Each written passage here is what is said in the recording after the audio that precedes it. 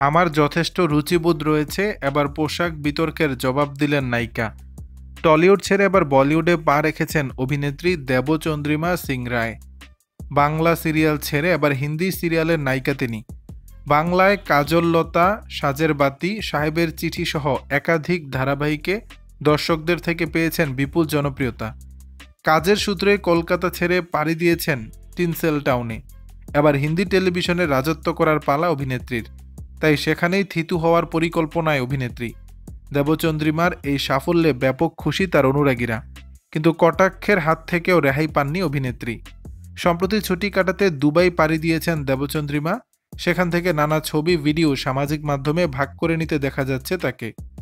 এরই মধ্যে বিভিন্ন খোলামেলা পোশাকে দুবাইয়ের মনোরম পরিবেশ উপভোগ করেন তিনি। তারপর থেকেই অভিনেত্রীর দিকে ধেয়ে আসতে থাকে কটাক্ষ। নেটিজেনদের সেই মন্তব্যের প্রভাব পড়েছে নায়িকার মনেও।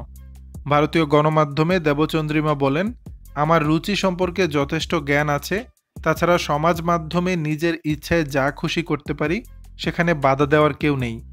অভিনেত্রী আরও বলেন, আমার নতুন কাজের খুশিতে যেমন ভালো মন্তব্য করেন নেটিজেনরা, তেমন তাদের কিছু খারাপ লাগলেও বলার অধিকার অবশ্যই আছে, কিন্তু তার মানে সেই কটাক্ষ আমি গায়ে মাখবো, মন খারাপ করব, এমনটা একেবারেই নয়। দর্শক, বিষয়টি নিয়ে আপনাদের মতামত জানাবেন নিচের কমেন্ট বক্স।